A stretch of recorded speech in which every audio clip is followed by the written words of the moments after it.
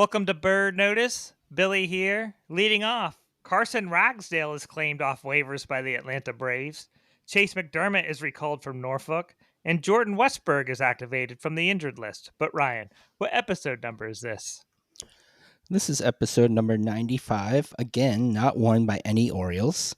The 1995 Orioles went 71 and 73 in a shortened season that didn't start until April 25th after the 1994 players' strike. This was manager Phil Regan's only season managing any major league team.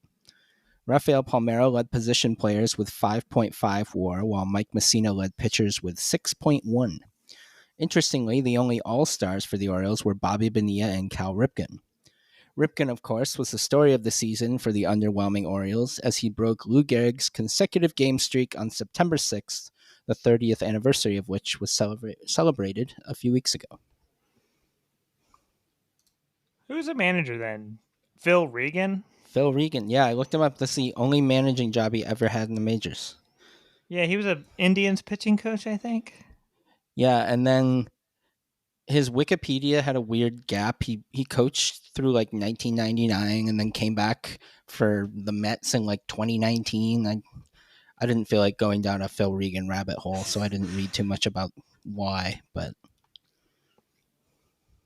Matt Noakes was on this team for 26 games. He was a big deal for the Yankees. Bonilla got traded that year. I was confused. I was like, why was he an All-Star, but his numbers aren't good? But that's because it's only 61 games for the Orioles, and then he got traded to the Mets for Damon Buford and Alex Ochoa, I think it was.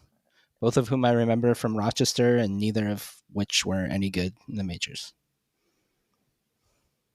Yeah, Bonilla did go back to the Mets. I thought he went back at the end of his career. This was also Kevin Brown's lone season in Baltimore. He was pretty solid, 10 and 9, with a 3.6 ERA, 4.3 WAR, so I think his numbers were better than that, but 17 games from Andy Van Slyke, never forget. True. That was his final year. They traded him to the Phillies for some nobody. Sherman Obando, he went into coaching, didn't he? Didn't we brought him up before? I remember him on the Red Wings. He was a good Red Wings player. I have no idea about coaching. From Panama. Not a very exciting team. No. You know, it's interesting. They have that Pythagorean win-loss. I think it's just like by how many runs they scored and allowed, like how well should they have done. And that record is 78 and 66, which is good. But they finished 71 and 73, so they might have got a little unlucky and finished 2 games under 500 rather than 12 games over. And that'll explain why Phil Regan got fired then. Right. And then they brought in Davey Johnson. Yeah, RIP. him being available was probably too much for Angelos to pass up. Right. This was Peter Angelos' prime. He was all in during these late 90s years. Mm-hmm. Well, and they were good. And then he meddled a lot and they got bad. The 96 Orioles, Brady Anderson had a 6.9 WAR to lead the team. I guess it'll be next week. That was his steroid Spoiler year. alert. So Allegedly. Yeah, allegedly. Yeah, there's really nothing to talk about other than game recaps. You just want to knock some recaps out? Yeah, let's do it. I mean, at this point in the season, there's nothing interesting happening player-wise. It's classic Elias, but nothing I care about, bringing up random dudes, and Carson Ragsdale getting blasted to the moon in his only start or appearance. Yeah, he wasn't the only pitcher to embarrass themselves recently. Right, join the club. Yeah, so we go to Monday. This was game 150. Kyle Bradish versus Tyler Gilbert was the starter, but Sean Burke was the bulk guy. Do you remember anything about Kyle Bradish's last start versus the White Sox in May of 2024? I'm guessing I should because you asked, but no, I do not. This was the day he struck out 11 over 7 and left with a no-hitter. Okay. I mean, it was against the White Sox, but it's still cool. But we all knew he was pitching with that shredded ligament in his arm, and people were still mad that they pulled him with the no-hitter going. We were like, Right. yeah, every start is a blessing here. Let's not ruin it. We were proven right in the end. Yeah, if you didn't see that coming, you were lying to yourself. Been proven wrong probably way more times than that, but that was something we were right about. Yeah, the good news is Kyle Bradish struck out the side in the first inning, but the bad news is he issued a leadoff walk to Tauchman. Bradish issued 3 leadoff walks in his 5 innings pitched, but Tauchman would later score on a Curtis Mead RBI single to put the White Sox up. O's got on the board in the third. Basayo walked with 1 out. Holiday walked with 2 outs. And then with those 2 on first and second, Jeremiah Jackson singled to score Basayo, and that tied the game. So I listened to this game on the radio, and I was thinking about how boring it sounded. And then Brett Hollander mentioned that only 16 balls were in play from the game's first 35 combined batters. Isn't that exactly what Major League Baseball doesn't want nowadays? Yeah. And I listened to like 3 games on the radio this week. I'm glad I did. You can at least like daydream and do other things rather than having to stare at the Orioles the whole time. Yeah, it's just beautiful background noise. And Right. yeah. White Sox manager Will Venable had the bright idea to bring in a lefty after a 2-out Kobe Mayo walk. He brings in Tyler Alexander to face Basayo, Kowser, and Holiday, all left-handers. So, you see the logic here. He proceeded to retire 0 of these 3. Kowser would hit his 15th home run of the season, and that's the difference in a 4-1 Orioles victory. Yeah, this broke their 3-game losing streak after that sweep by the Blue Jays, and a team you would hope they beat more often than not. But a win's a win. Yeah, the White Sox were a good test for the Orioles here, and they passed on this Monday. Orioles pitching retired the last 15 batters they faced. Dietrich Enns went the final 3 innings to earn his second save, 32 pitches to get 9 outs. Yeah, he looked pretty good. Cade Stroud was good again. Always makes me kind of laugh. The O's had a nice round record. Not a good record, but a nice even number, 70 and 80 after this game. I like those because I can tell how many games they've played. Yeah, it makes the math easy. Right. 3 stars. I gave the 3rd star to Dogs. This was a radio game, like I said, and the White Sox held what they call Dog Day. They don't call it Bark in the Park. They call it Dog Day. So don't call it Bark in the Park. They'll be upset. If you call it Dog Day, you could also have like a hot dog promo. Yeah. Bring a dog, get a hot dog. Don't they do that thing in Toronto where they do like loony dogs, they call it? Because that's what they call their dollar coins, is a loony. And I've seen a few updates this year. They keep breaking the record of like the amount of hot dogs consumed at these loony dog nights. It's like tens of like 60,000 hot dogs.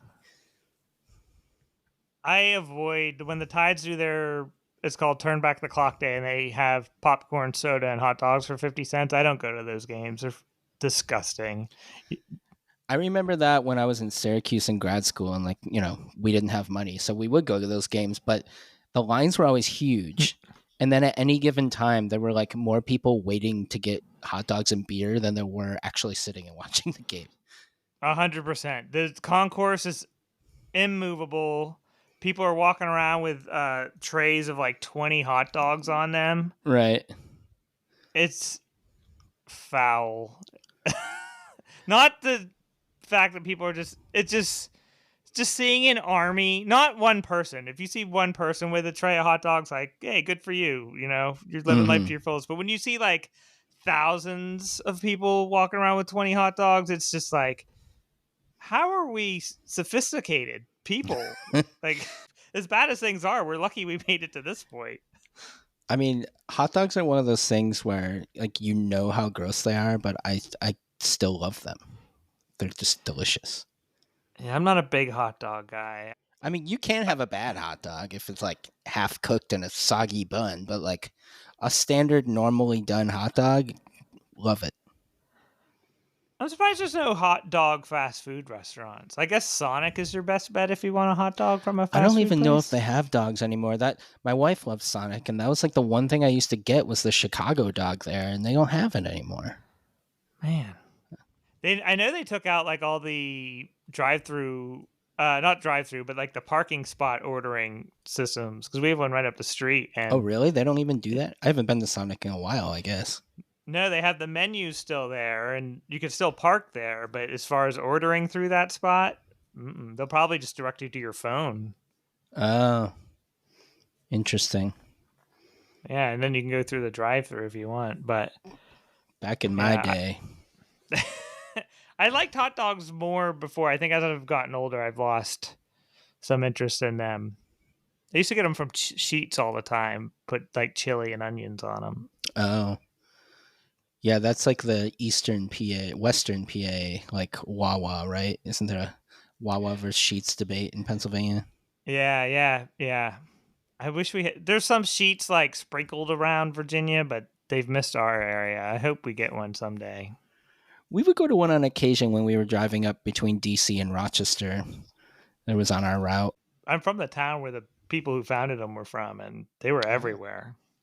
Nice. Their locations have gotten much bigger over the years. Like now they can't just shove one on a corner the way they started. Have you been to Buc-ee's before? No, but I've heard they're huge.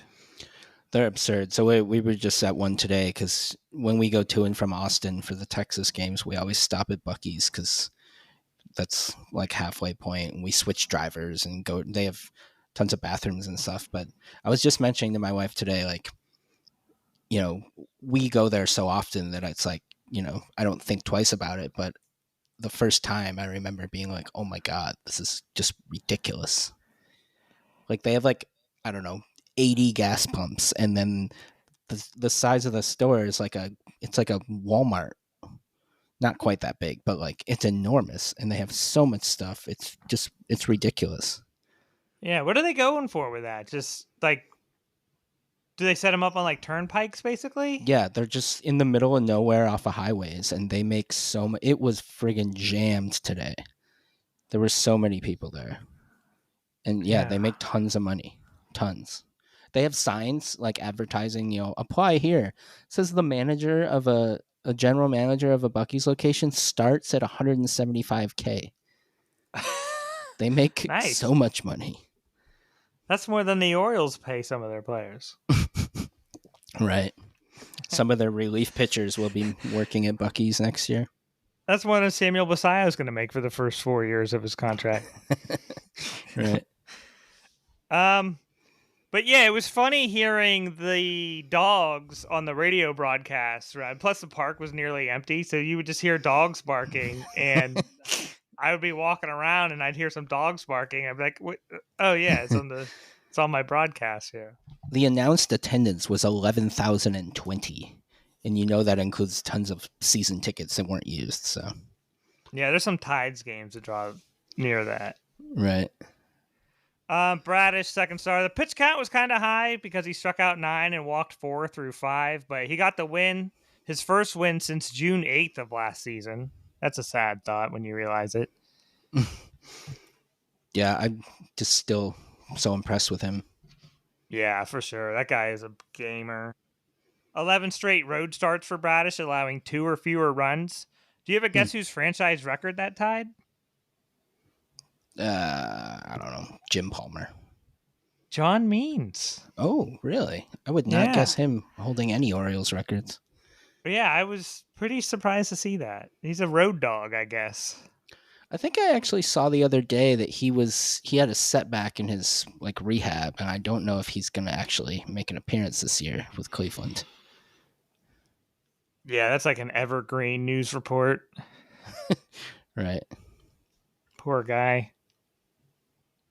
I really wanted to see him be kind of the bridge through the rebuild, but it's obvious to everybody why that didn't happen. It does say here he made his 5th rehab start on Friday. So Maybe he will be back. Could join them next week. I mean, time's running out, and I don't know if Cleveland's trying to make the playoffs. Do they want John Means in there, who hasn't pitched in the majors in like 5 years? It seems like. Yeah, they'd have to be pretty desperate to just throw him on the Right. roster like that. But I mean, if anybody could do it, it might be him. He came back pretty strong last year before the arm gave out again. Remember Mm-hmm. his first start? I think it was against the Cardinals or the Reds or something. Sounds right. Cardinal sounds familiar. Yeah, it was like a shutout for 7 innings after he was getting blasted during his rehabs. Right. Yeah.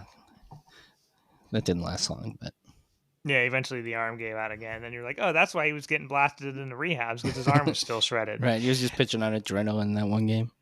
It seems like a lot of the guys who go down to for Tommy John have some great starts leading up to it, and then it just caves, and you're like, he's doing so well. Yeah. Yeah, I don't know the correlation there. Yeah, I don't either. It happened to Brad this year because he had that no hitter performance before his arm blew out. Right. And then the first start of Colton Cowser for the long drive of the game, brought to you by local Honda dealers in the Maryland area. I've been listening to a lot of radio broadcasts this year, and it's funny how everything has an ad tied to it. The fourth inning is brought to you by the Toyota 4Runner. Mm-hmm. Yeah, and then you hear the same ads over and over and over on the radio. Like on the MLB app, I think they don't allow like certain ads. It's just running the same ones over and over and over. Yeah, they play Joe Buck's call, not Joe Buck, Jack Buck's call of Ozzie Smith's home run Mm-hmm. for some reason. Every commercial break. Yeah, it's like great moments happen on the radio or something like that. Yeah, yeah, I really like the radio broadcast. I'm going to listen to more next year, I think. I don't think they're particularly great. Like I'd much rather listen to the TV guys, but it's just nice not having to watch every game, I guess. Hollander and Jeff Arnold really grew on me this year, but Ben Wagner filled in the other day, and man, he talks a lot. He has a good voice. He has that like NBA Jam voice, but like, dude, just shut up. He talks so much. It's got to be hard, especially when you're not on TV. Like baseball does have so many breaks in the action that got to find that balance, I guess, of when do I need to fill the time and when can I chill for a bit. Yeah, yeah. Jeff Arnold and Brett Hollander have good chemistry. They've been doing it for like 5 years or something. They mentioned the other day, and you can tell like they have a good back and forth. But yeah, Cowser was batting ninth in this game. You saw Mountcastle led off a game too. Manzolino's getting a little funny with these lineups. He's like he doesn't care anymore. Yeah, you might as well. Why not? Quick notes. Before the All-Star break, Chicago was averaging 3.4 runs per game, and since the All-Star break, they're averaging 5+ runs a game. So they're showing improvement. When it doesn't matter, right? Same with the Orioles. Yep. The O's have a good. I looked the other day in September. They were like, I don't know, 12-6 or something so far. Doesn't mean shit, but I wonder if that's just because there's no pressure on them. Yeah, coming out of this one, they had won 9 of 13, but they only scored 21 runs in those games, and they hadn't had double-digit hits in a season-long 11 games. So the pitching is doing a lot of heavy lifting. Right. Yep. So that brings us to Tuesday. Dean Kramer, so he reemerged from his elbow discomfort. That was nice to see. I was surprised. Right when I saw forearm, I was like, that dude is toast.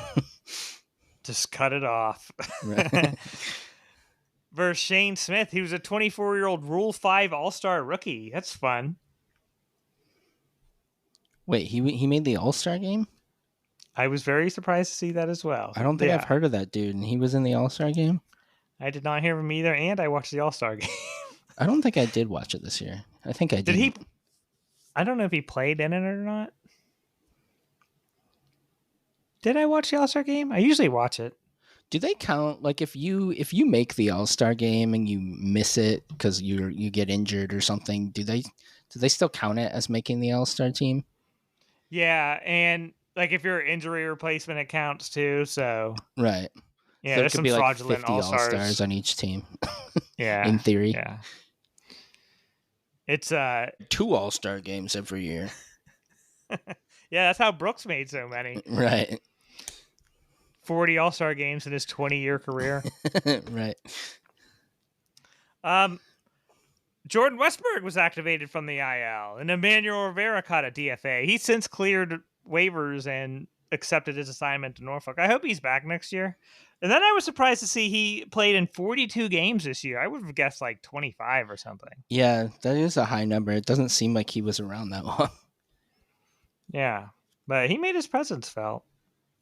Oh, and one more move. Grant Wolfram caught an option. He finished the season 3-1 with a 4.85 ERA, 31 strikeouts and 26 innings pitched, 20 games, a 1.769 whip.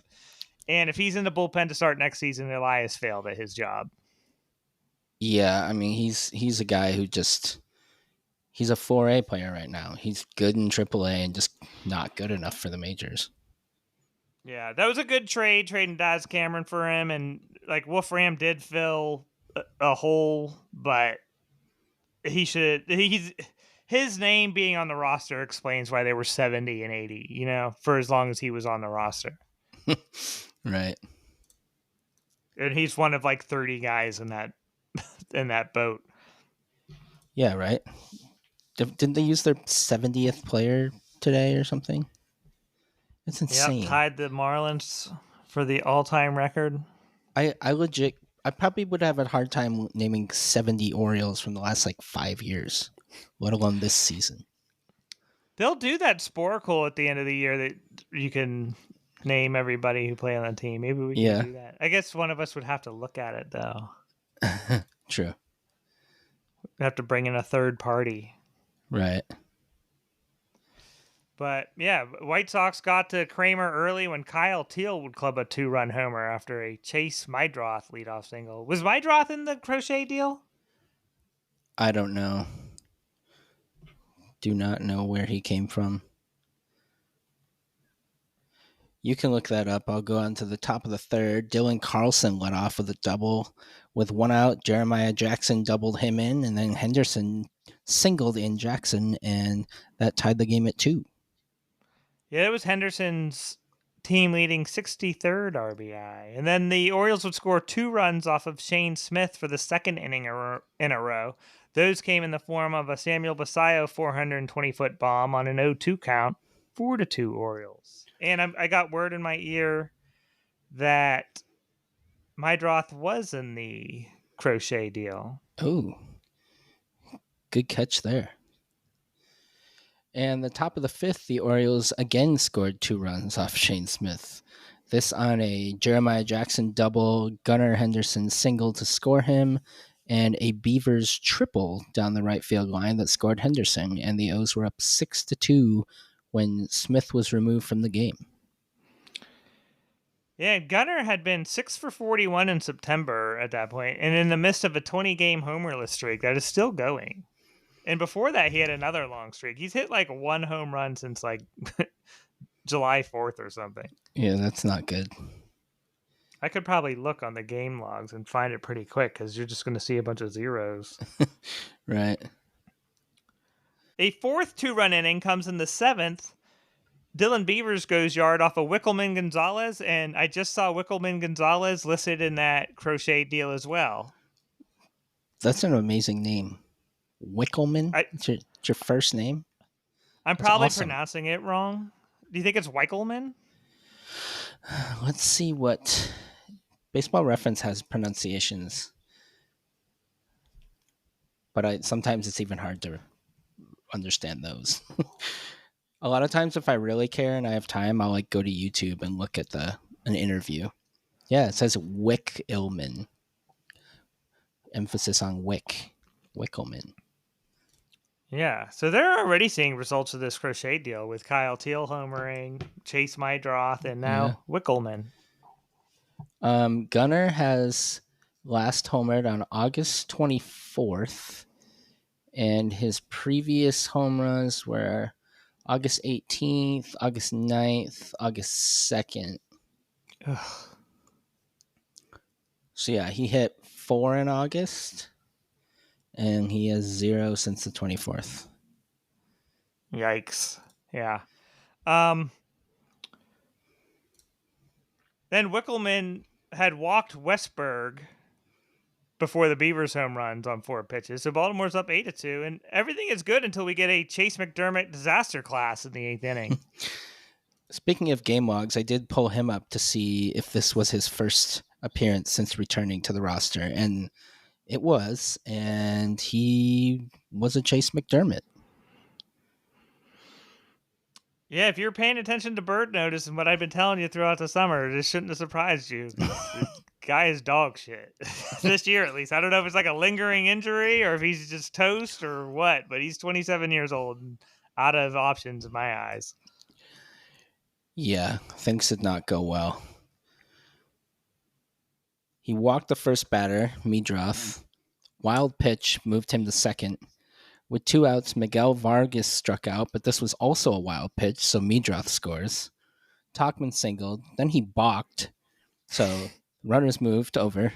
Lenin Sosa singled to score Vargas and Tachman. Then he gets taken out for Rico Garcia, who allows a home run, so Sosa scores, and that run goes on McDermott as well, and it was ugly. And it was 8-7, by the way, Orioles, after the 8th. Yeah, McDermott made Carson Ragsdale look like Felix Bautista in this performance. 2 wild pitches, a balk. His final line, 4 earned runs and 2 1/3, 2 hits, 1 walk. Both of his outs were by strikeouts, though. I guess good for him. Yeah. Go home, though. You're drunk. That was like his balk was his best pitch, basically. No chance of allowing a hit then. Yeah, 3 stars. Kobe Mayo, 3 for 5, second career 3-hit game. Over the past 5 games, he's 7 for 17 with 2 home runs, a 4.12 average, and a 1.347 OPS. It's a very solid little sample there. He pushed his average over 200 in this game. Yeah, Kobe Mendoza line.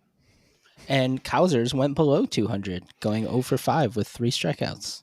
I saw he was 199, and yeah, that's alarming. There's no excuse his average should be below 200. No, that's really bad. Like, and this isn't a below 200 because you're, I don't know, Adam Dunn or something. Like, he doesn't hit enough to justify that. Yeah, that Kobe Mayo should have the lowest batting average on the team of the regulars at this point. And if you're below him, you need I don't know, you need to talk to somebody. Right. Dean Kramer, second star, 1 out from a quality start, 5 2/3, 4 hits, 2 earned runs, 3 walks, 4 strikeouts. He improved to 10-10 on the season and 40-40 in his career. That doesn't surprise me at all, actually. Like, that is Dean Kramer, if you ask me. Just the most mid starting pitcher. Not good, not bad, just average.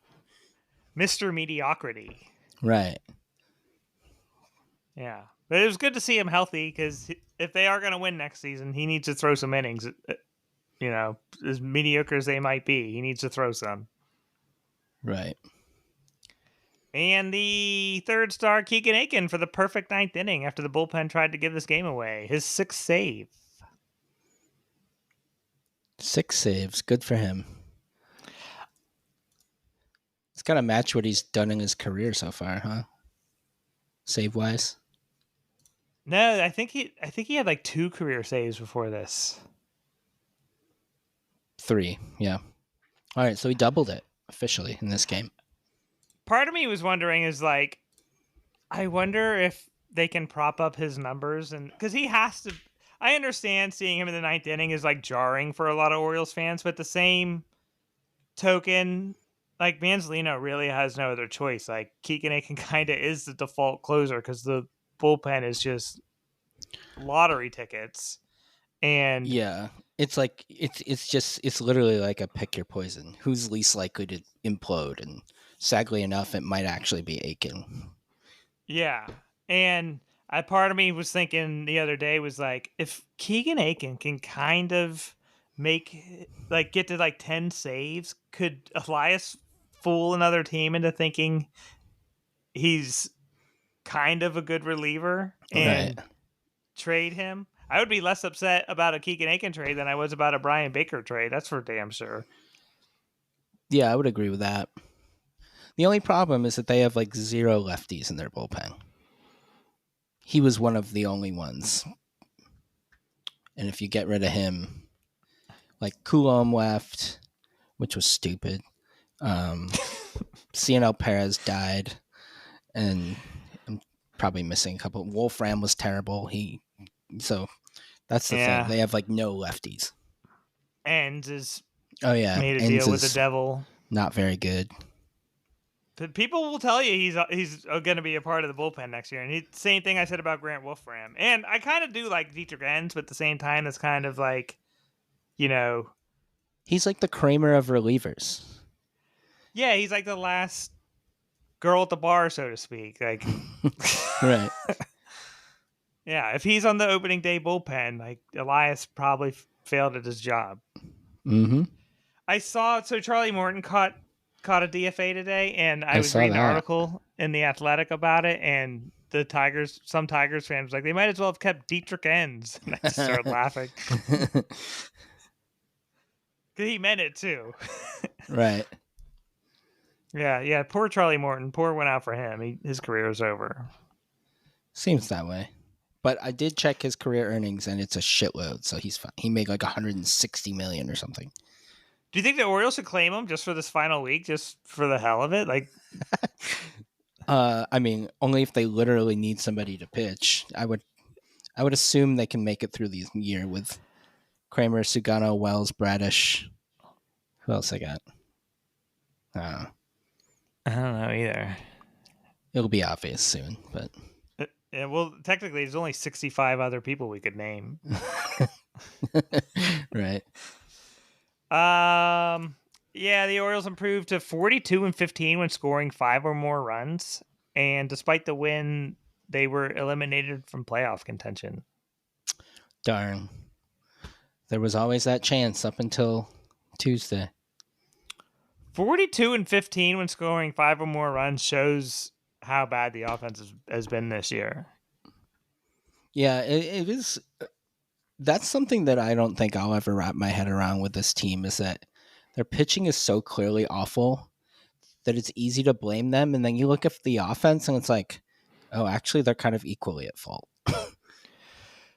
Yeah, whenever you see the national people talking about the Orioles, they go right to the pitching, and it's clear that they're not as dialed in as, local Orioles media and fans. And yeah, the bats are the real alarming. The alarming part of the pitching is how is Elias going to reconstruct it in the offseason.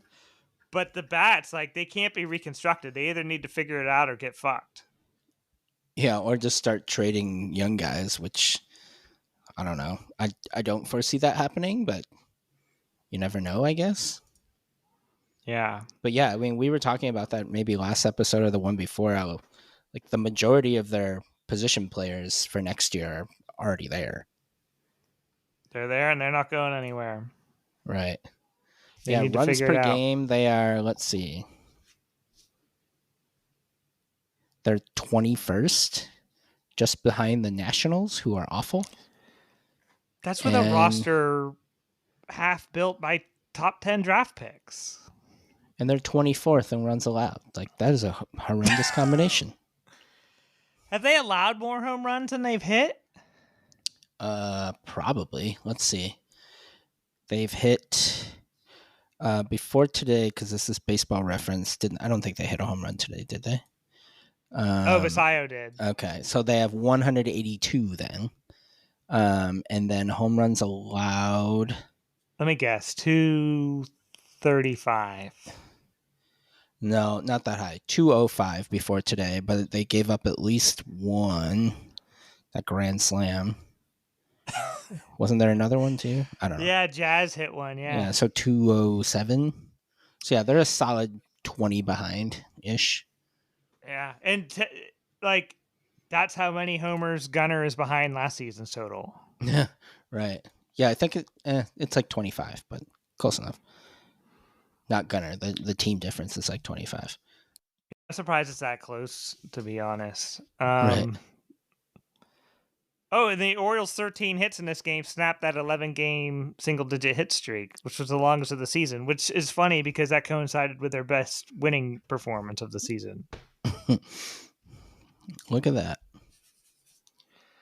And then we get the series finale on Wednesday. Tyler Wells versus Martin Perez. I had no Gunner and idea that guy was still playing. is that the same guy? Because I was thinking that like this can't be the same guy, and I Yeah, didn't even bother to look. yeah, it's the guy who was with Texas and Cleveland and not Cleveland, Boston, Minnesota. Yeah, it's that guy. Yeah, he just has a rubber arm. He left this game with an injury at some point. I didn't note it here, but oh yeah, he left with shoulder soreness. I don't know what inning. I think it was like the fourth or something. Third, I think. I don't remember if I watched this game or listened to it on the radio. No, it was the fourth. You're right. This was a day game, wasn't it? Yeah, I listened to this one on the radio, I think. Even lower attendance for this one, 10,919. Do you think they even feel like major leaguers when they're playing games like this, when there's like nobody there? All right, and they're trying to get a new stadium built. Right. Yeah, that Ishbia guy is going to buy the team from Reinsdorf at some point, and probably within the next 2 years. Mm-hmm. I wonder if he'll be a better owner than Rubenstein. I don't know. I would bet money he won't have bobbleheads of himself. Yeah, that's a lesson for future owners. Yeah, I guess like technically the jury's still out on Rubenstein, but the early returns are not been good. Agreed.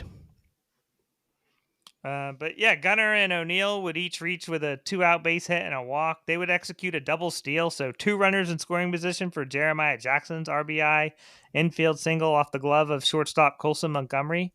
Have you seen Montgomery? He has 18 home runs and 220 at bats. Like that's He's a rookie too. He's pretty good. yeah. The White Sox got some pieces in place. Yeah, I mean they've been bad for long enough. I would hope so. Give them some hope. Top of the fourth, Theo scored again. Kobe Mayo singled, and Dylan Beavers hit a 2-run homer and made it 3-0. Yeah, Mayo was on base for that one. He's all over the place all of a sudden.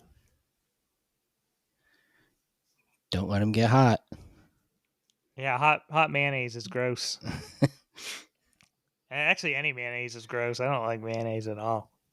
I like mayonnaise. I don't like seek it out, but if something's on it, I enjoy it. I had to eat some the other day. We went to this is like 2 or 3 weeks ago. Yeah, I got like a turkey club sandwich or something, and they put mayonnaise on it. I had to scrape it off. Going out to eat now is terrible because like the servers never come around. They have their earbuds in. They don't. It's awful. I think I'm done going down and sitting and having like someone wait on me. If that's the system of your restaurant, I think I'm out. That's fair. Yeah, give me like the Chipotle setup where you walk in and tell them. Yeah, fast casual. It was good. Yeah, get your own drink. But yeah, these 3 runs would get the job done. The White Sox only run came from a Tauchman homer in the bottom half of the inning of the fourth, and the Orioles win 3-1. 8 straight win at right field for the Orioles. Yeah, Wells was very good. Again, surprising me. He's scaring me with how good he's going to be, how good he has been, because Elias is going to pencil him into the rotation because of this. He's either going to trade him or pencil him in the rotation. I mean, I don't know why they would put him in the bullpen at this point because they need starters and he's getting stretched out already, you know? Yeah, I guess if you want to go into spring and say, hey, win the job, and he does, great, because you could throw him in the bullpen if he's stretched out as a starter, no problem. So, yeah, I could buy that. You know what I just thought of when I tried to name the starters? I forgot Rogers. Did you remember Grayson? Because the Orioles should forget about Grayson. No, I forget he's alive. Rogers was just a brain fart, but yeah, I mean next year if you have Rogers, Bradish, Wells, Eflin could be gone, Sugano could be gone, Grayson could be gone. I don't think he'll be gone. He'll be not pitching. Kramer. Yeah, just kind of by default. Yeah, they need to build it as if Grayson doesn't exist and Kramer needs to be your floor fifth guy, and then you could Yeah, talk me into bringing Eflin back, but I wouldn't be excited about it. and I don't want Rogers or Bradish to be their number one. Like I know they've both been excellent this year, but I want somebody who you can count on to be a top flight starter next year. Yeah, make it happen. I don't think it'll If you got to happen. trade for But him, I don't either. Yeah. or like sign one in free agency, like Fromber Valdez or something, which I highly doubt they'll do. I see people saying like don't sign Fromber because of that thing he did to his catcher. I don't care. That was bizarre, but Yeah, I want jerks on this team. This team needs a jerk, and if true. Fromber Valdez wants to assault his catcher, like I'm ready for that. And sign me up. I don't know. They might not like him assaulting Basayo or Rutschman, though. They're both like literally the two of the three faces of the team. What about Alex Jackson? Can he assault him? Yeah, that's fine. Yeah, because they might need three catchers if you want to DH Adley and Basayo, because like if you would remove one of them or whatever, then you can't put the guy who DH into catcher spot without losing your DH. So they're going to need a third catcher if they want to keep Adley. Right. Because they're definitely keeping Basayo. Right. What if Elias signed him to this contract and was like, well, now that he has all this value as a cheap talent, we can trade him? Yeah, right. I wouldn't put anything past him at this point.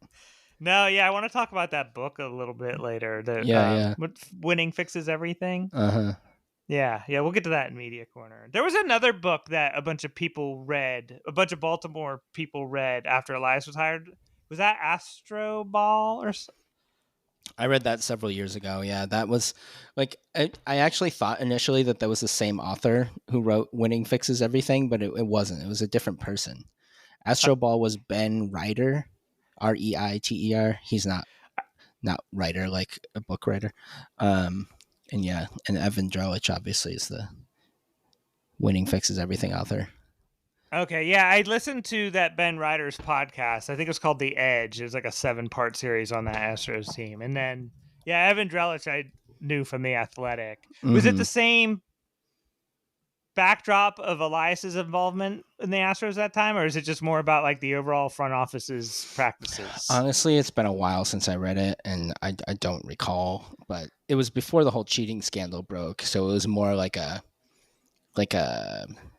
positive, like this is how they made their team. I know Elias and Sig were mentioned in that book. I just don't recall what the context was really.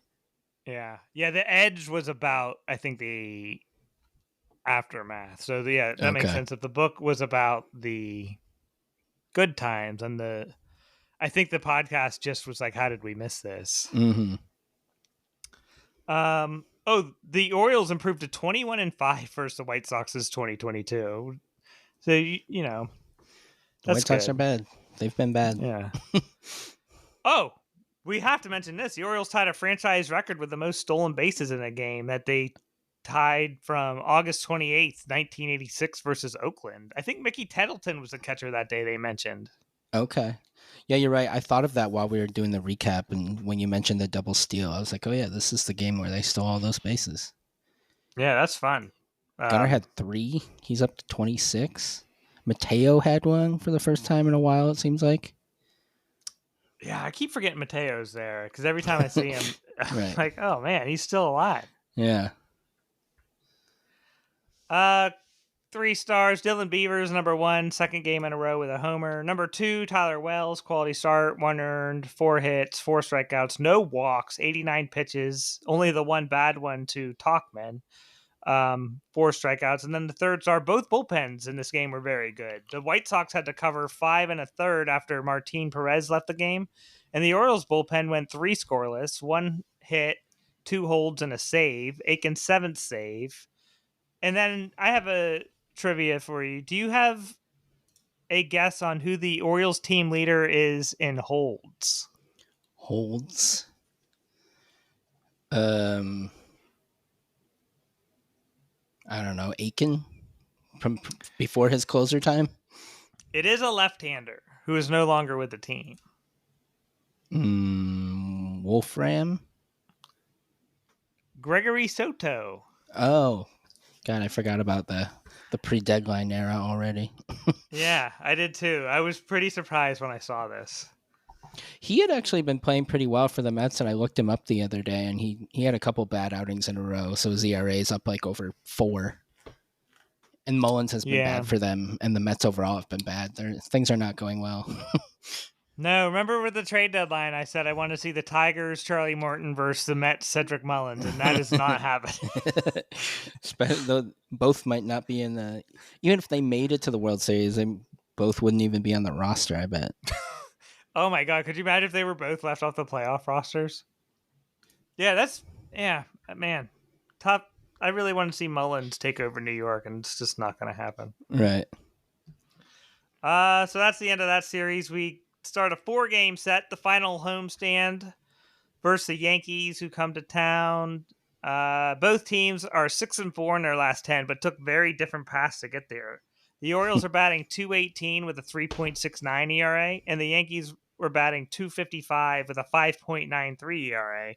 And then this gave us Max Fried versus Cade Povich, who I'm told is like a developing version of Max Fried. If you, Because he's skinny and left-handed. yeah, they've done that thing where they throw their emotions the same way, where they overlap them. But Right. yeah, if you want to drink that Kool-Aid, like have fun, because I've seen Jonestown and know how that plays out. Max Fried was a fantasy Oriole this winter. I've stupidly bought into that. I felt real dumb afterwards. Well, I think the O's might have felt dumb after this game after seeing how he pitched. Yeah, he came into this game 17-5 with a 3.03 ERA, 4-0 with a 1.95 ERA in his last 5 starts. 17 wins nowadays is like 30 wins, and I know the win stat is devalued. I still like it though. Like I think it looks cool basically. And yeah, he won his 18th here. Yeah, it is one of those stats where, like, I don't care that much about it, but when you see 18 wins, it's like, whoa, he did something good. Yeah, wins are pretty important in baseball, whether they count or not. Like, Right. yeah, I listened to this game the next day at work on the radio because I was blacked out by the Fox broadcast. So they kind of did me a favor here because the Yankees won 7-0. Yeah. The Yankees scored 2 in the top of the first. Rosario doubled, scored Goldschmidt and Bellinger, and that was all they needed because the O's did nothing.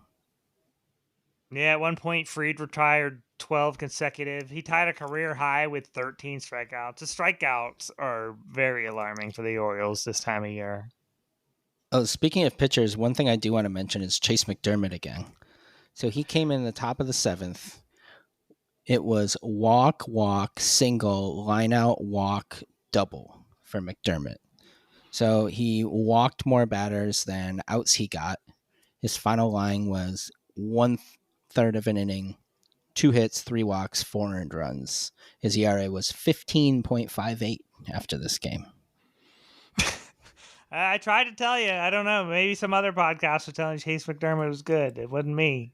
And you know, it's funny, like Aaron Judge actually was the one he got out. Like, Yeah. it's not like he hit a homer off him. Yeah. Speaking of Aaron Judge, I was excited legitimately when I heard the Orioles intentionally walked him. And I know fans aren't really down with Manzolino right now. I kind of feel like he hasn't gotten enough credit because this team should have totally folded. The team is on an 88 win pace since May 24th. This is with an obliterated rotation, a bullpen on paper like that only a mother could love. Just injuries after injuries, no power. They have no power. We're still hearing quotes from players currently on the team. This isn't guys leaving the team talking about this. This is current guys on the roster. The latest one is Sugano questioning the leadership void in an interview with Andy Koska, when the guy who speaks a different language than literally every other player in the clubhouse, he thinks you have chemistry issues. Like, what is going on in that he clubhouse? can just tell something's wrong here. Yeah, he got there and he was like, "These are all travel ball emo kids. What did I join here?" I bet if he could do it again, he wouldn't have signed with the Orioles. Oh, I guarantee you, they've been terrible. They wasted a year of his life. I mean, they paid him a lot of money to do that, but um, yeah, yeah, I agree with everything you just said. I do find it kind of weird that people are I don't know the right word. Like they don't like Mancelino and think he's a bad manager because of all the things you just said. Like, how could you even really judge the guy at this point? I'm not saying I think they should or shouldn't hire him for next year. I really don't think it matters that much because the roster is the issue, if you ask me. But Yeah, and yeah, Elias. I'm not anti Mancelino at all. I don't feel like there's enough evidence to even have an opinion. Yeah, I agree with you 100%. Like, I wouldn't advocate for him, but I wouldn't kill what he's done either. Like, he's been fine. The team clearly quit on Brandon Hyde dating back to last season, and I don't think they've quit on Manzolino. I don't know that they're showing up for him either, but they're at least doing the bare minimum at this point, and they weren't doing that for Brandon Hyde by the end. Well, even Mancelino, speaking of the bare minimum, like occasionally he'll have a guy bunt, or there was a game where he walked the first batter of in extra innings. Like just simple things that I feel like Hyde Mm-hmm. never did. That like, oh yeah, that's Never. baseball. Yeah, I feel like Manzolino at least thinks ahead about her, and I don't think Brandon Hyde was capable of that. I think Brandon Hyde was good for the team at the time for more for like off field management, and then when it came time to manage a winning baseball team, I don't think he was up to the task It seems that way, as far as like on field in game management right? because he didn't do anything. Yeah, he did just kind of stand there, and occasionally he would get mad and yell at people, like when Kerstad got hit in the head and stuff. But other than that, he just kind of stood there. It looked like most of the time. Yeah, Sugano, who is like a veteran of professional baseball. Like he's in his mid 30s. He's probably played 15 years easy in the what's it called? The Nippon Professional Baseball League. Mm-hmm. He pretty much said he could tell right away that nobody was interested in holding anybody accountable, which is just absolutely damning. Right. Um but yeah, that's my Manzolino rant. Like I said, neither of us are advocating for him to get the job. It just seems like the hate on him is a little much. Like if anything, just be indifferent. I guess I don't know. I don't want to tell people how to feel about him, but it it's a lot. Like people didn't hate Brandon Hyde this much by the end, and he steered them into an iceberg. Right. He did Yeah. not go down with the ship, though. They kicked him off before that happened. Yeah. And then like the first week Manzolino was there was just a total disaster too. Remember they were like 1-8 or something. Yeah, they went. So I think they lost like their first 4 or 5 before they won one with Mancelino. yeah, yeah. So this 88 win pace could be a little higher if they were just dealing with the fallout from firing their manager. Right. And then during the radio broadcast, Jeff Arnold was talking about all the work that John Mabry has been doing with Kobe Mayo, and it finally appears to be paying off to some extent. We'll see. He could be just hot. He could be Were they figuring it out. talking hitting or fielding or both? I think both. Okay. But then Jeff Arnold mentioned something about Mabry that caught my ear. He said that Mabry is pretty much here to coach the coaches, which is another damning statement about this. Which are all like, yeah, Mancelino didn't bring in anyone new. These are all guys that were working for Hyde. And granted, who knows how much say the front office may have had in some of those hirings. I think all the say, honestly.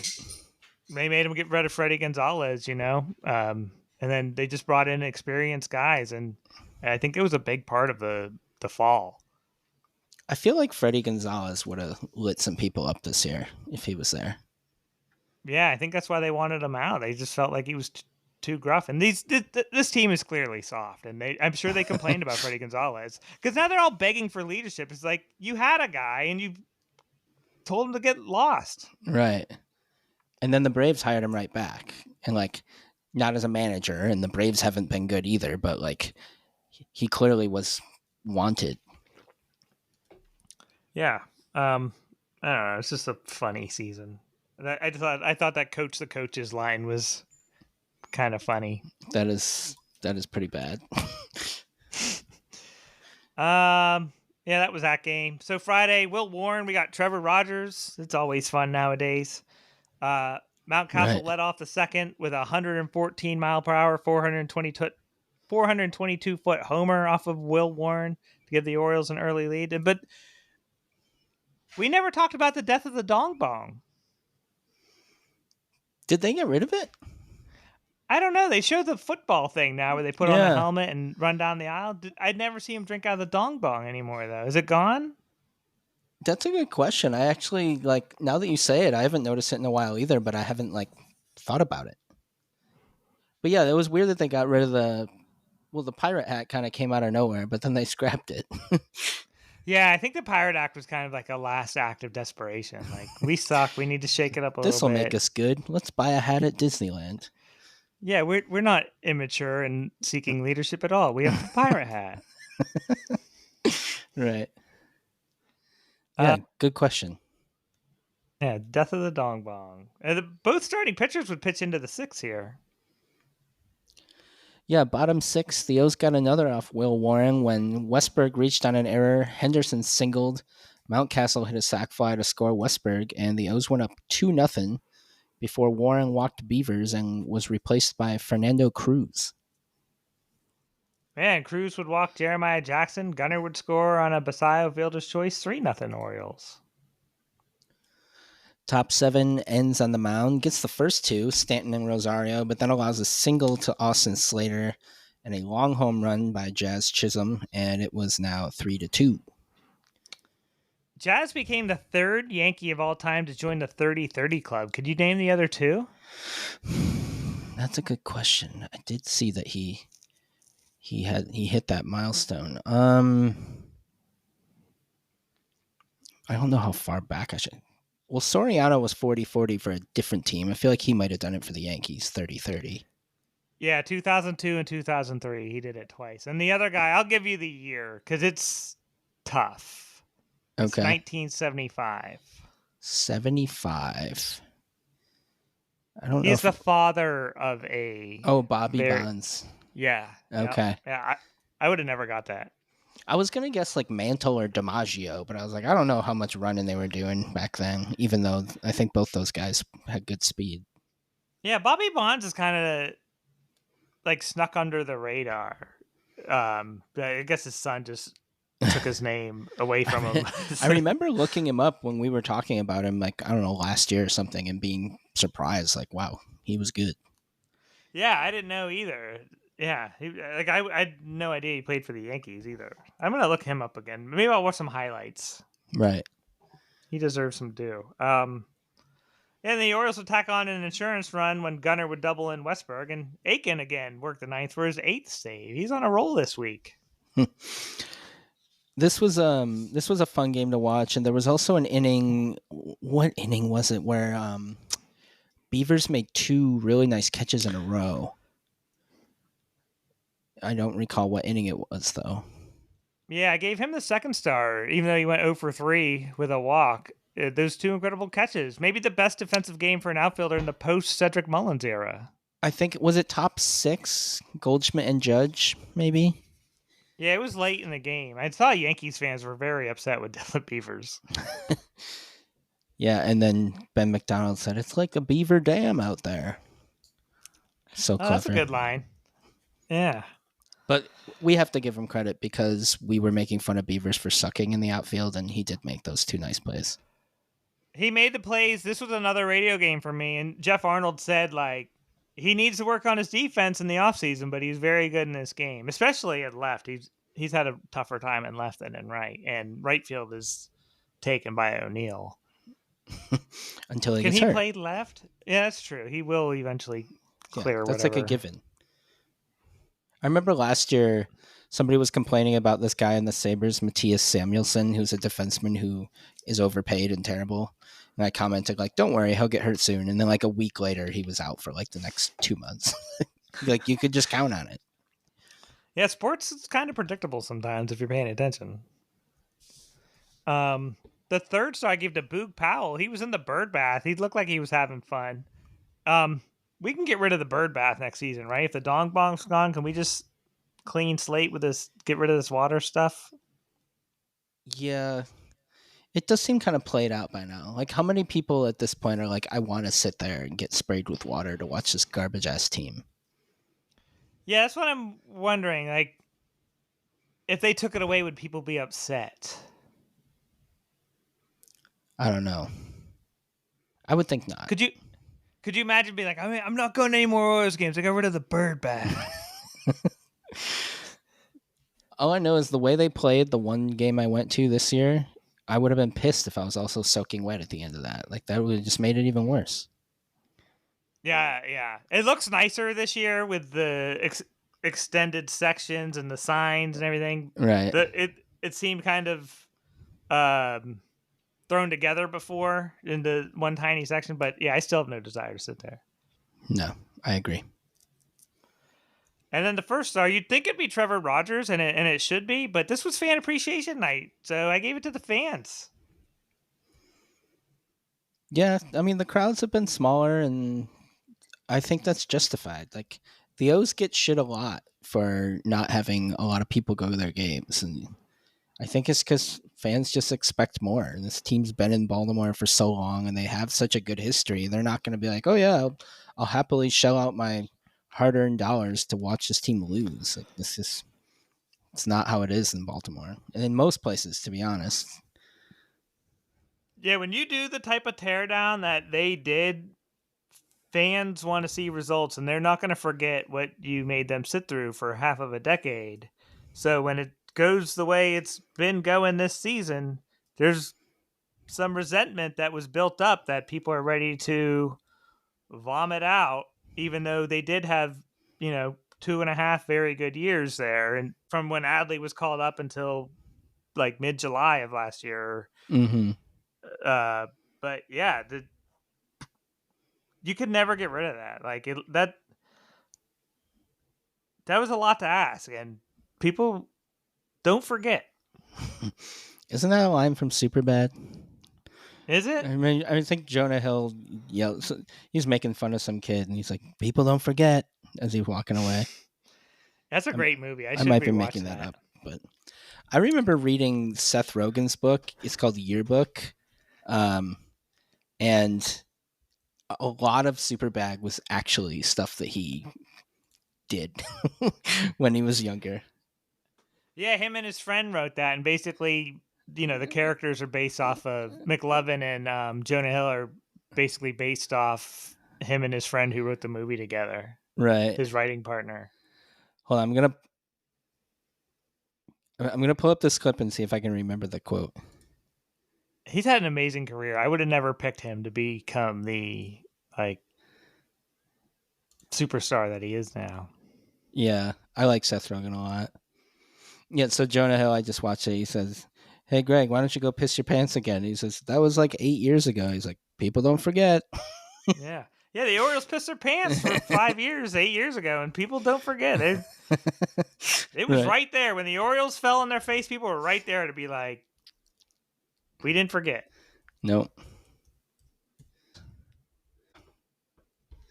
Game 155 Saturday. Another stinker here. Stanton hit a 3-run homer in the first. This was the 450th of his career, and this game was over. Yankees win 6-1. The loss clinches the first losing Orioles season since 2021. But the highlight of this game for me was Eddie Murray joining the broadcast booth and just shitting on the current state of baseball and how little work the Orioles put in pregame. He was there all day. He's like, I didn't see anybody out there taking ground balls or fly balls or anything. I think it's safe to say he won't be joining the booth again anytime soon. The Baltimore Sun even wrote an entire article about it today. Was he specifically talking about the Orioles or just like both teams or all of baseball or? He was talking about all of baseball, and his example was that day's Orioles. I don't know if the Yankees took infield or not. Like, I guess that's something one of their legends will have to talk about. But also, that won't be an issue if you're winning games. Right. Your guy might not bring that up. But yeah, Eddie Murray just. I loved it. I couldn't. You know when you're like not paying attention and you hear someone you're talking and you're just like, wait, what? What'd he say? Uh-huh. I'll have to go back and look at that. Yeah, watch the entire inning. um, you have to think Eddie Murray talks to Cal Ripken too, or at least while he was in town. Like they used to be boys, at least. I don't know if they still are, but like I'm sure he's not only saying that in the broadcast booth. Right, yeah. Somebody commented on my Blue Sky post that Cal Ripken has called Eddie Murray his greatest teammate. And Right. yeah, there's something to be learned from that. Like if Eddie Murray thinks you're dogging it and he's not afraid to say it on the broadcast to the team he represents in the Hall of Fame, like, yeah, there's some issues in your clubhouse. Right. Maybe that's something you could complain about Mansolino for. Like, hey, the team's still not great and they're not taking infield. Yeah, they should be taking infield. I mean, I don't know. Especially because they're also young. This isn't Right. like the Dodgers or I don't know. It The feels like they have Phillies. older guys who have been around forever. Yeah, exactly. Yeah. You don't have like Freeman and Betts and uh, Justin Turner in your infield. So Yeah, Max Muncy or whoever. Yeah, right. just they got guys who are like 24 years old and they're just basically acting like they made it or they won something yet. And they haven't Mm-hmm. won dick. That is true. Judge hit his 49th home of the season. This was also the 49th home run of his career against Baltimore, which is his most against any team. That's not surprising. I did see that Stanton's 450th home run was caught by a Yankee fan. The kid had a Stanton jersey on, and he Wow. and his dad and like grandfather, whoever he was with, went down and got to meet him after the game and stuff. I don't know. I was just happy for the kid. That would have been fucking awesome. Yeah, that is pretty cool. I couldn't imagine wanting a Stanton jersey if I were a Yankee fan, but good for you. Maybe it was on sale. um, Rodon, he won his 17th game. Yeah, the days of him being not worth his contract, at least this season, are over. Yeah, he's been a big part of helping them fill the hole left by Garrett Cole. Yeah. Yeah, his first year as a Yankee was bad. Second year last year, he was okay. And yeah, this year he's been very good. And the Orioles struck out 11 times in this game, another high strikeout game. I forgot to mention during one of the games, I think it was against, it was probably that Max Fried game. They struck out 15 times in their 30 at bats. Nice. But yeah, another high strikeout game here. Westberg was 0 for 4 with 3 strikeouts. He is 1 for 20 since returning from the injured list. Yeah, I'm kind of worried about his health, like just because he seems to be a guy all of a sudden that gets hurt all the time.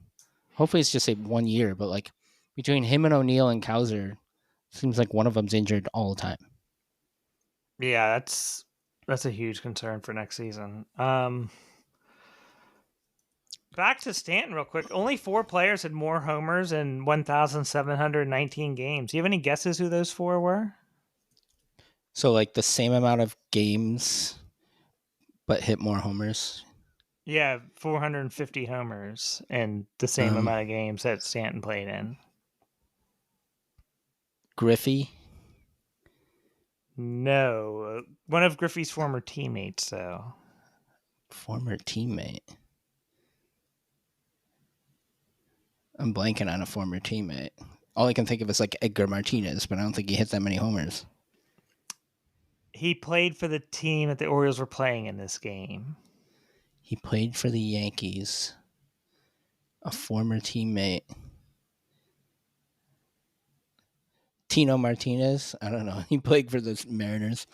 He was traded for someone we mentioned earlier, Alfonso Soriano.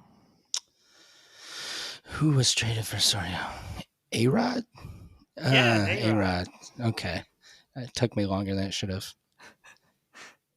Just trying to think of guys who were good when they were really young. Yeah. Um, It's two old guys and one guy from the 90s. Mickey Mantle. No, but another former Yankee. Babe Ruth? No. Yep, Babe Oh, Ruth. okay. And then I guess Ruth should have been obvious. For some reason, I was thinking how like he didn't start hitting a million home runs right away. He had like a few seasons before that. How I could see about forgetting him just because he got there. He was the first one to ever do anything with home runs. He right? kind of, there's been so many home run hitters since him. How about like Jimmy Fox?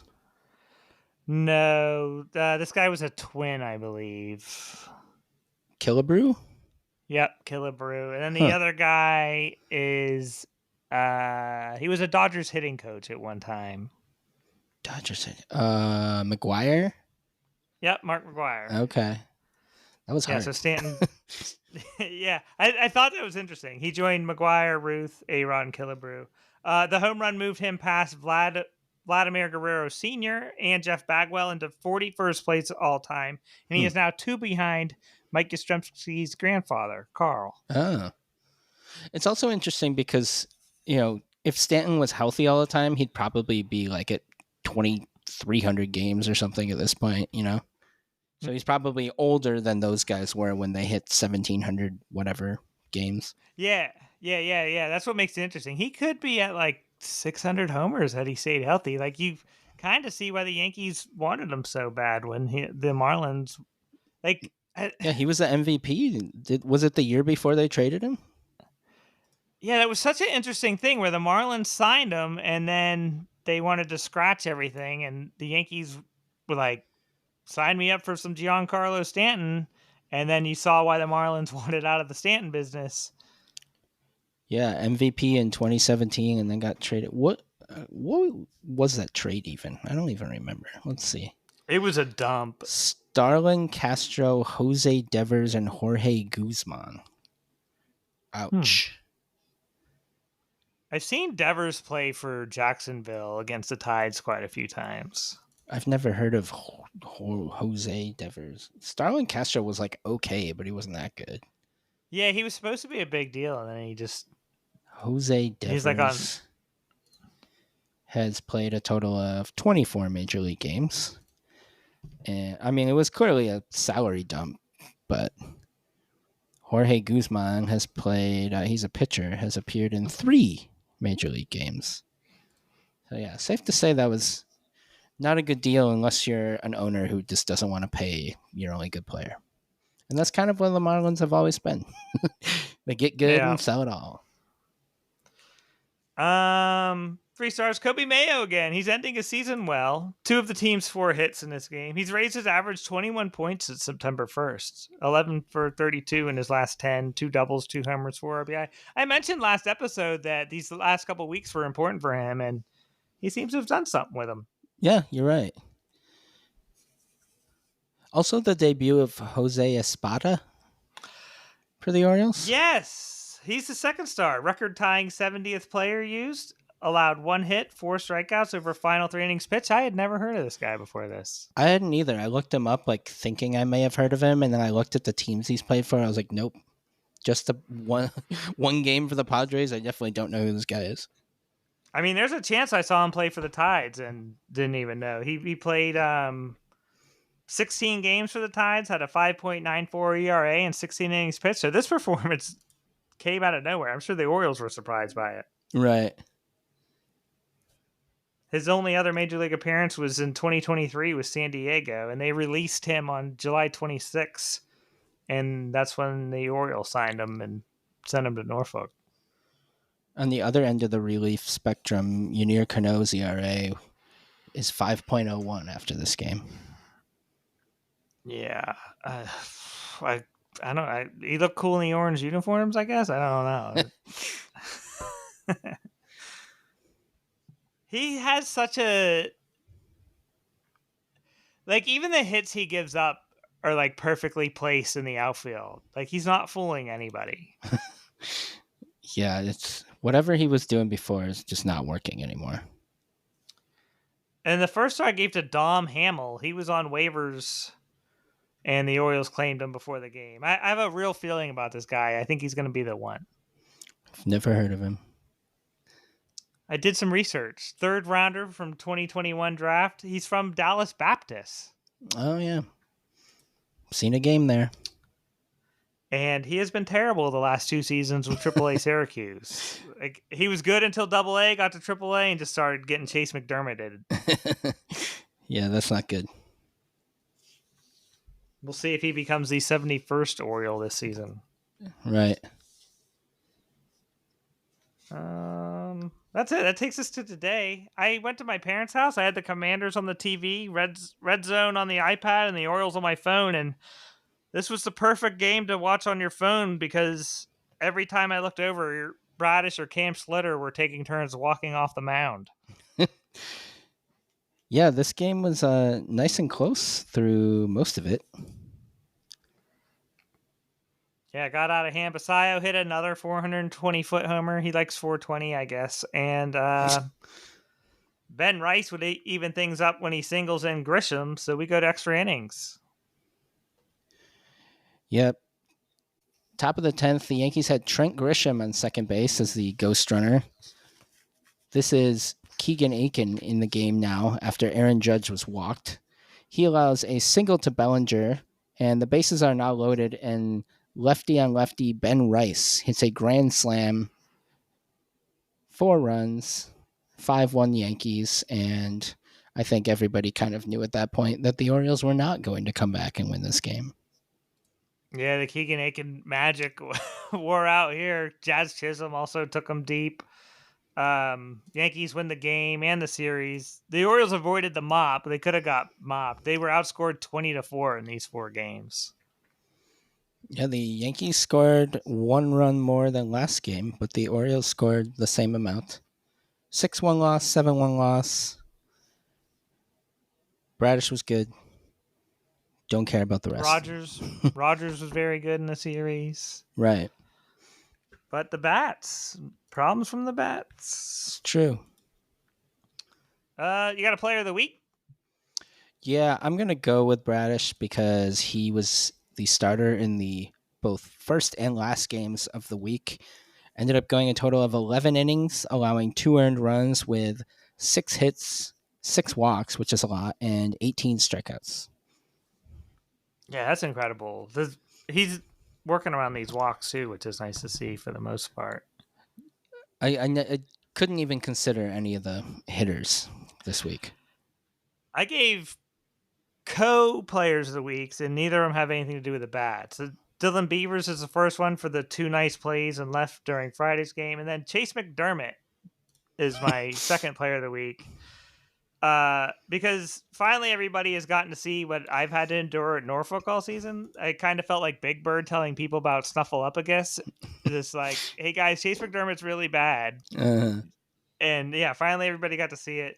And he got my player of the week because it's not easy being that bad. Have you ever seen like a good actor pretend to be a bad actor? That's kind of what's happening here, where the Orioles are pretending like Chase McDermott is still a part of their future.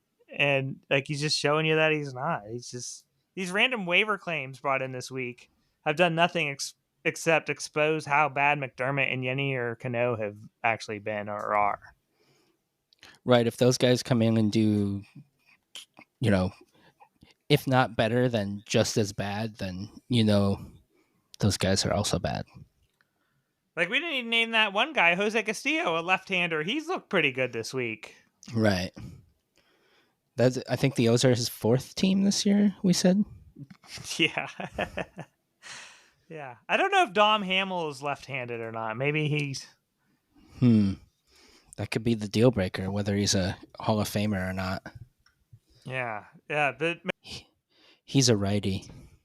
Damn. I have to hope we don't see McDermott again. I was gonna say his final stats for the season, but I don't even know if that's true. He was placed on like the bereavement list today to add Espada or yesterday. Is he grieving his own season? He's grieving the loss of his baseball career. Right. At least his Orioles career. Yeah, he'll probably end up like Cole Irvin's teammate in Taiwan or something Oh next yeah, year. yeah, true. Yeah, his final stats 0-1, 15.58, 2.77 whip. So 12 walks, 12 hits, and 8 2/3. That is not easy to do. No, he's a special kind of bad. Yeah, special kind of bad. Speaking of bad, I just pulled up Cole Irvin. He's gone 7-11 with a 4.50 ERA for the Doosan Bears in Korea. Yeah, very cool Irvin of him. Yeah.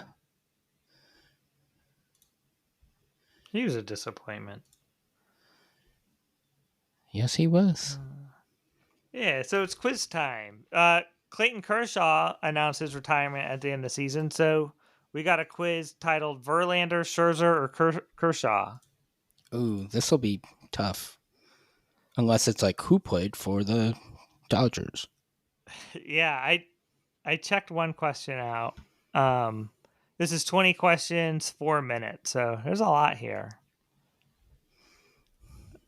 Verlander says he wants to pitch next season. I've already said just if he's willing to close, I'd be interested in that. He's not playing for the Orioles. I wonder how I mean, much technically he's from Virginia, right? I don't know if he still like lives there and wants to be there, but that could be a possible reason that he might go there. But otherwise, I don't know why the hell he'd do that. Yeah, like I said a couple episodes ago, they're going to have a harder time this year convincing people that they're contenders the way they were able to with like Sugano, Charlie Morton, Craig Kimbrell. I don't know. O'Neill probably would have signed. I doubt he had any offers as bad as the one the Orioles were willing to give him. Right. Bad for the club, not bad for Tyler O'Neill. Right. All right, here we go. On the clock. Won a Rookie of the Year award. Verlander, Scherzer, Kershaw. This was Verlander. Or Okay. Kershaw. It wasn't Scherzer. I don't know. Was it Scherzer? He was a Diamondback. He was a Diamondback, but I frankly do not know the answer. We'll say Kershaw. It's Verlander. Threw 3 no-hitters. Also don't know. Yeah. Scherzer, I'm going to say Scherzer.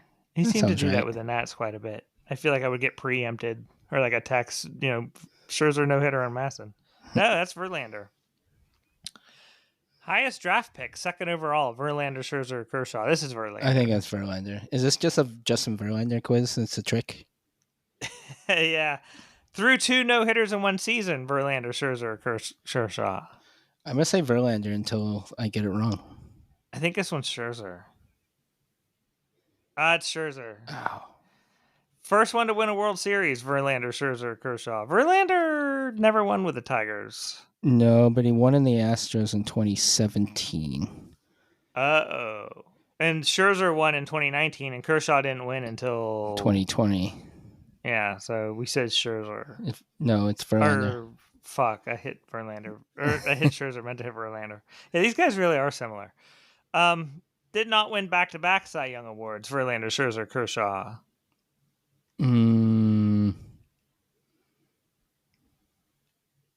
know. We'll say Kershaw. Nope, it's Verlander. Has not won an MVP award. Verlander, Scherzer, Kershaw. It's Kershaw. Has Scherzer been an MVP? I know Verlander has. That's all I know. I would say Scherzer, just because I don't recall hearing him win an MVP. Scherzer's correct. Did not win a pitching triple crown. Puh. I'm going to say Scherzer. Sure. Yep, that's correct. Won a World Series with 2 different teams. Scherzer, Verlander, Kershaw. Scherzer won with the Rangers and the Nats. All right, so we're in the Scherzer section of the quiz now. Yeah. Was named MVP of a postseason series. I'm going to say Kershaw just because he's known for having shitty postseasons. So you're gonna take the opposite stance? It's Verlander. Most All-Star selections with 11. I would say Kershaw. Oh, yeah, I did misunderstand that previous question. I get it now. Yep, Kershaw's correct. Oldest, born on February 20th, 1983. Verlander. No, it's not Kershaw. I don't think. I think it's Scherzer. I think Verlander's at least 40, but Scherzer might be older. Yeah. It's Verlander. Pitch for the most teams, Verlander, Scherzer, Kershaw. It's Scherzer. Because Verlander's only... Well, I guess Verlander stuck the Mets in there, too. Tigers, Astros, Mets, Giants. Scherzer was Diamondbacks, Tigers, Tigers, Nationals, Nationals, Mets, Blue Rangers, Blue Jays. Jays. Yeah, Yeah, says Scherzer. Youngest, born March 19th, 1988. 30 seconds left. This is Kershaw. probably. Yeah. Yep, that's correct. This is Scherzer, has heterochromia, two different color eyes. Yep, it's definitely him. Won a gold glove. I'm gonna say I don't know. Verlander. It's Kershaw. Lowest primary uniform number, 22. This is Kershaw. That's Kershaw. Highest single season wins total with 24. Kershaw. I know this one. Nope, it's Verlander. Oh, That was the year he won MVP, Cy Young. okay. Pitched for the fewest teams. Kershaw. Yeah. Did not pitch in college. Kershaw. Yeah, Verlander went to ODU. I know that. Scherzer went to Missouri. I think that's it. We started with won a Rookie of the Year award, right? Yes. Yeah, so we got 9 to 20. That one was tough. I knew that would be hard because those guys, I feel like for the last decade, people have been talking about them together because their careers have gone roughly in the same time frame and they've all been really good. Yeah, that didn't surprise me at all that he announced his retirement. It actually surprised me that he came back for this year to some degree. I kind of thought he might just because the Dodgers are good and the players they have on their team. But yeah, I feel like they're gonna have to rip the uniform off Scherzer and Verlander. I just pulled up their career comparison. So Verlander's actually pitched in exactly 100 more games than Kershaw and like 70 more than Scherzer. He has the most WAR at 82.1. Kershaw's second at 80.5. Scherzer's third at 75.8. Yeah, they're all very good. Kershaw won 5 ERA titles. That's crazy. Oh, Scherzer hasn't been very good at all with the Blue Jays. He might be cooked. It's possible. There's an expiration date on everyone. Yeah, we'll find out, I guess, what he does in the playoffs with Toronto. The Toronto bounce back this year is the only thing giving me any semblance of hope for the Orioles next season. Right. Yeah. And they haven't had Santander all year, too. Not that he's like their best player, but they gave him a lot of money, and he's basically been gone.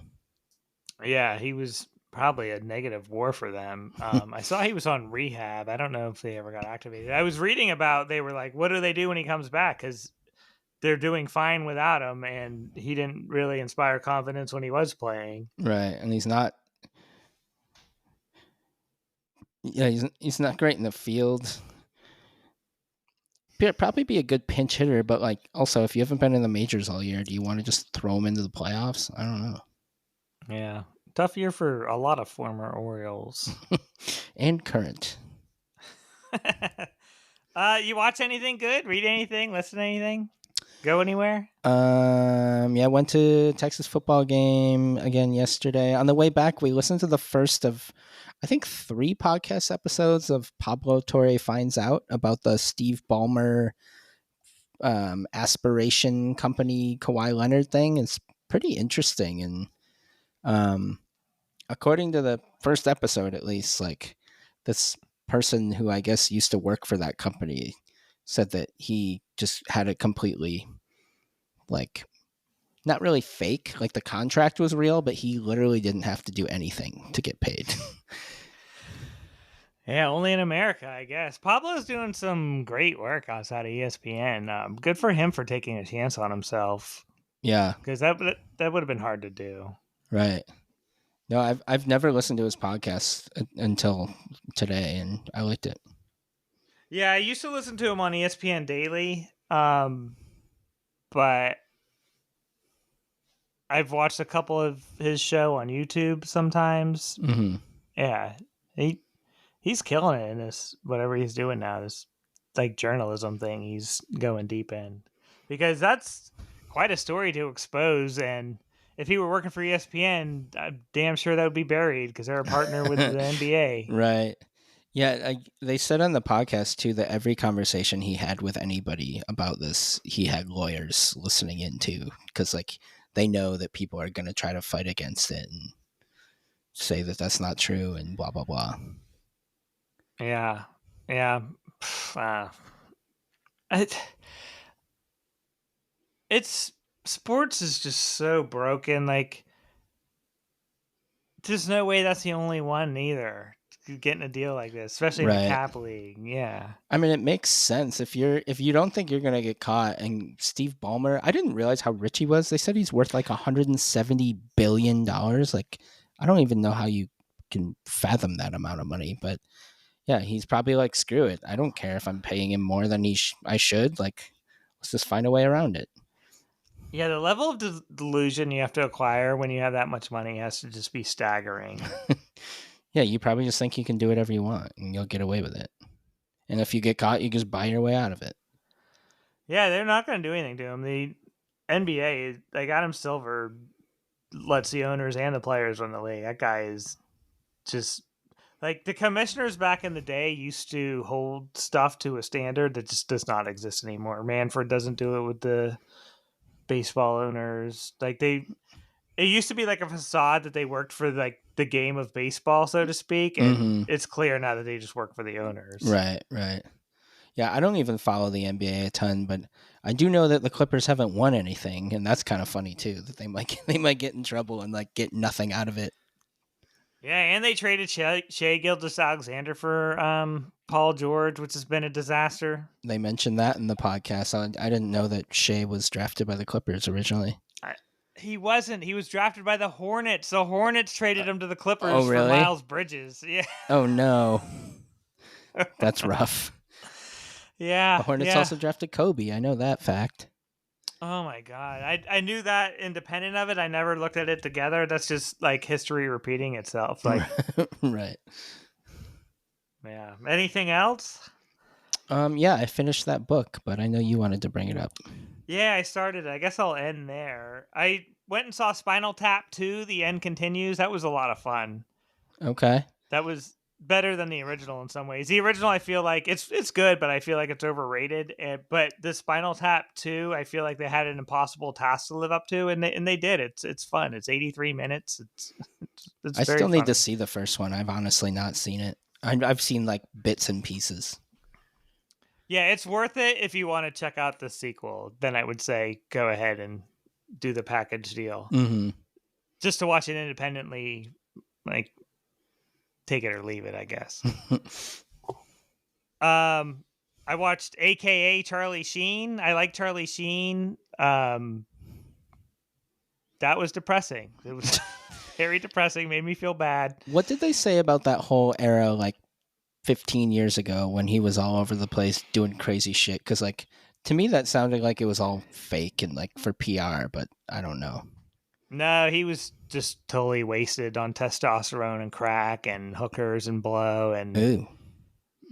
the guy's a mess. He's all in on this documentary because his career's in shambles. He has nothing to lose at this point. He got his ex-wives to talk. He got the creator of Two and a Half Men, who was a big part of that thing that you just mentioned. I guess scandal might be the word.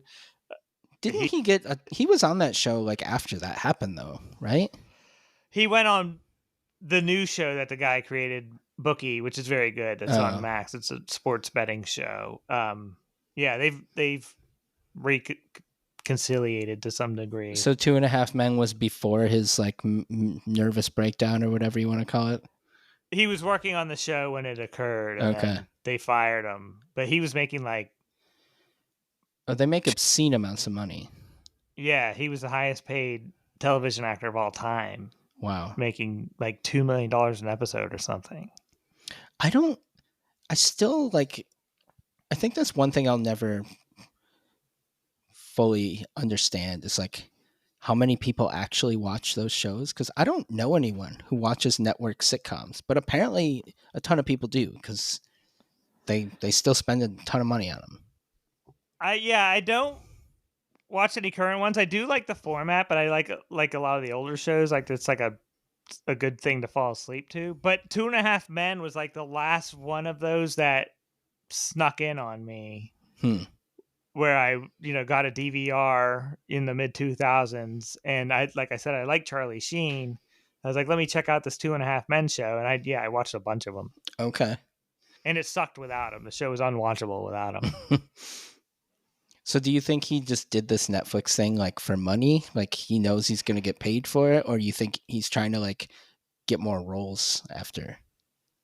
I don't see how he can be hireable anymore. His image is in shambles. Does he have any money left or did he like blow it all?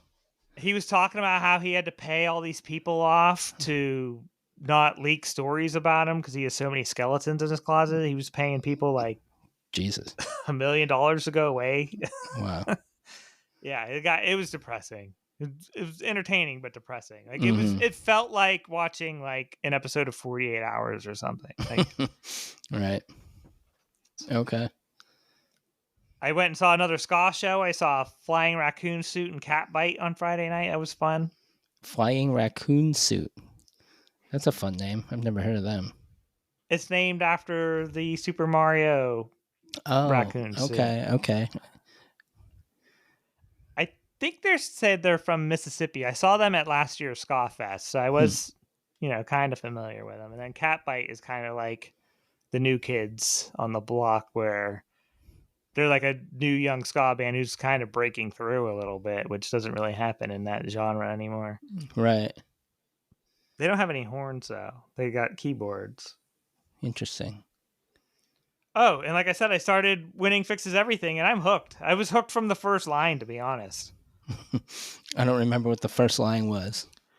I don't either. It was something like, how did the most brilliant people break baseball? It was something to that degree. Mm-hmm. Um, yeah, and if you're an Orioles fan and you've wondered why Elias does what he does, it's because he loves himself some Jeffrey Luhnow. He is a pure disciple of this guy, and anything Luhnow did, Elias does basically, down to the drafting college hitting outfielders, the way they view pitching, the way they want to see the minor league teams win, even, which surprised me because you're always told the minor league results don't matter. Well, they do to Lou now, and Elias keeps trading for Double A guys because he wants to see the Bay Sox win an Eastern League title. Are they even any good? I feel like last I saw, all their minor league teams were bad. Yeah, I don't know. That's probably more heartbreaking to him than the Orioles season that the minor league teams aren't winning. Right. I heard somebody complaining about them tinkering around the edges, and it after reading that book, it makes so much sense because like to those guys, every player is just a number, and if you can get like a 0.05% chance more of winning a game by like flipping some dude and getting some guy off waivers and DFAing another, then they do it. And that I think that explains why it's constantly churning guys because like everything's just a number and it's always a game and it's not. I don't know. Yeah, everything they were saying about Lou now, you could apply to Elias. They talk about Elias in here a lot too. I'm only 5 chapters in, 4 or 5. Um, yeah, my biggest gripe with Elias all along has been his unwillingness to adapt, and this book kind of proves that he's been using the same principles now for over a decade, and he's not gonna adapt, I guess. Like this is, which is funny to me because these dorks all got into baseball to change the game, and then the game changed around them, and now they're failing to adapt to the changes that they helped create. Yeah, yeah, that's true. Luna to me seemed like such an asshole reading that book. I was like, just insufferable. Yeah, I kind of in the past felt like he got railroaded because everyone else survived that scandal, but listening to the book, you can kind of see like, oh, they didn't like him even before the scandal, and Right. they're kind of independent of each other the way his career has gone. He just treated everybody like shit. I think the craziest thing about the Astros is that the next guy they brought in won a World Series, and then even he left because the owner just didn't want to pay him. Yeah, that make the whole Astros like the second half of their run is more impressive than the thing that Lunau and Elias helped build. Right. Their owner seems like a dickhead too, but I also feel like most owners are probably just like him. Yeah, I want to be a dickhead. I want money. Yeah, I can't wait to listen to this. I only got like 2 hours of audiobook time left this month, so I'm going to be left hanging. Uh-oh. You could go look in your local library website. They have all types of multimedia stuff, and you could probably find it on there. Just pick up where I left off. I could buy the extra time. They give you that option. So Well, look there first because it's free. There's an app called Libby that a lot of libraries have, and then there's another called Hoopla that a lot of libraries have, and both of them have audiobooks, ebooks. Hoopla has tons of movies and shows that are actually like legit, and it's yeah, all free if you have a library card. If your we should library has that membership or whatever. we should read books and stuff before they're all banned. Right. Yeah, who's coming up this week? What do we got for the final week of the season? Oh, do I even care? I know they play the Yankees again. I think we talked about how baseball probably thought the last series would matter. So who do they have? Oh, they're playing Tampa and then the Yankees. So they could easily go like 1-5 to end the season. I thought I was going to watch more Tampa this year because of the minor league situation, and yeah, that didn't happen. I never think about them unless the Orioles are playing them. I think that's what happened. I was like interested at first, and then reality set in. Like, oh, they're still Tampa. Right. I like the A's are more entertaining than them. Yeah, I would say so. Thanks for listening. Go O's. Go Brew. Oh, we didn't talk about the Brewers. How are they doing? Oh yeah, what's going on with the Brewers? Oh shit. I saw a headline in USA Today. Is it time to move Mizorowski to the bullpen? Maybe. I don't know enough about him. Yeah, he might not be doing so well. The Brewers have the most wins in baseball by 3 over the Phillies, and they've clinched the division. And they're 6-4 in their last 10, but they honestly could probably kind of coast unless, the only team that could take home field advantage from them is Philly, and they're 3 games up on them. Yeah, they're 7 games up on the Cubs, who have lost 4 in a row, and they're clearly distracted. They got guys leaving the team in the middle of the wild card race. Like, my lord. Yeah, Brewers. Let's see how Mizorowski's doing real quick. Because remember, he made an all-star team. Yeah, I think he was kind of like the last option. He also, one game I watched when they were on their streak a couple of weeks ago, he was not good. Yeah, he's had one good start this month. Yeah, he's not doing good. He hasn't been very good since July 22nd. Yeah, that's a while ago. All right, yeah. That's it. Go Brewers. Go Brewers.